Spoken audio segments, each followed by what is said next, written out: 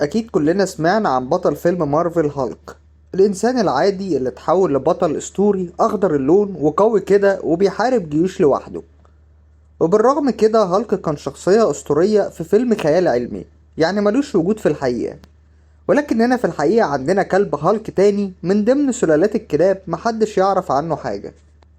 النهاردة هكلمكم عن الكلب هالك، الكلب المدمر صاحب العضلات الرهيبة، أضخم كلب بيتبول في العالم. أهلا بيكم. لو لسه مشتركتش على القناة اشترك وفعل الجرس عشان تجيلك فيديوهاتنا دايما. كلب البيتبول في العموم معروف بانه اقوى واشرس الكلاب في العالم. عنده عضلات ضخمة جدا كأنه بيلعب جيم، واحتمال تكون اضخم من عضلاتك انت شخصيا حتى لو بتلعب. عضاته دايما بتتصدى اقوى عضة او اصابة على مستوى العالم. كلب شرس جدا والكلاب كلها بتعمل له الف حساب. ولكن النهاردة مش هنتكلم عن اي كلب بيتبول عادي. النهاردة هنتكلم عن عملاق سلالة البيتبول واللي أكيد ممكن ما تكونش شفته في حياتك غير مرة، أو ممكن ما تكونش شفته من الأساس. الكلب هالك صفاته الجسدية بتفوق كل كلاب البيتبول. وزنه بيوصل ل 80 كيلو جرام، وعلى الناحية التانية كلب البيتبول العادي بيوصل وزنه ل 30 كيلو جرام، يعني احتمال 3 أضعاف الوزن.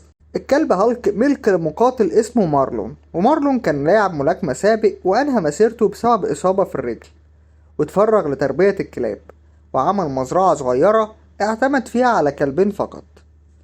مارلون طبعا كان أمله إن المزرعة تكبر والكلاب اللي عنده تبدأ في التناسل، وبعد ما يخلفوا يبيع الجراوي الصغيرة ويعيش هو وأهله من دخلهم.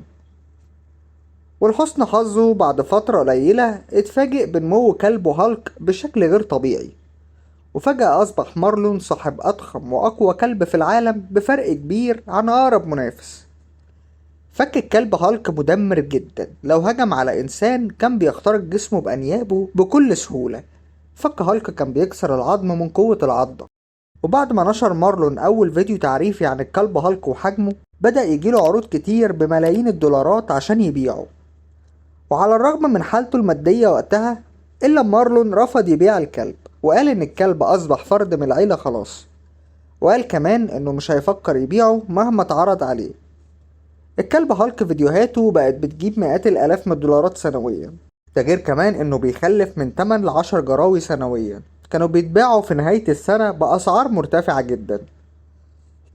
آخر 8 جراوي اتباعوا في 2022 اتقدرت قيمتهم ب 800 ألف دولار، يعني أكتر من 24 مليون جنيه مصري. وبيرجع سعرهم المرتفع لأن أي جرو فيهم ممكن ياخد جينات الضخامة والقوة من الأب هالك. وأعلن مارلون في تقرير صحفي عن مفاجأة ما كانتش متوقعة.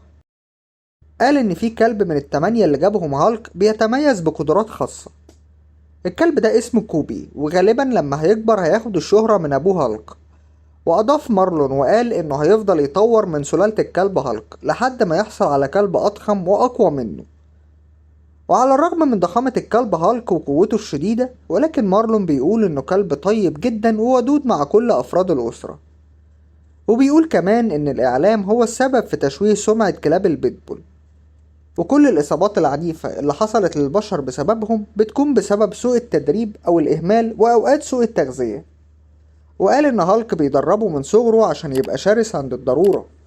وقال إنه كان بيدربه من صغره على طاعة أوامر وحراسة الأسرة. الصراحة منظر الكلب ما يخليكش يقتنع إنه ممكن يكون ودود أو طيب حتى.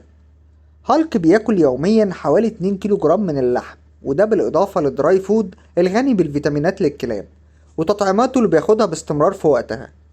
الكلب محتاج ميزانية لوحده، ده غير ان كلب زي ده كان بيصطحبه مارلون للدكتور عشان يطمن عليه كل فترة على صحته. يا ترى لو شفت الكلب مارلون في الشارع فجأة ممكن تحس بإيه؟ هستنى تقولي رأيك تحت في الكومنتات، وهستنى رأيكم كمان عن أي سلالة للكلاب أو الحيوانات حابين نتكلم عنها في الحلقات الجاية. لو ما اشتركتش على القناة اشترك وفعل الجرس عشان تجيلك فيديوهاتنا دايما. سلام.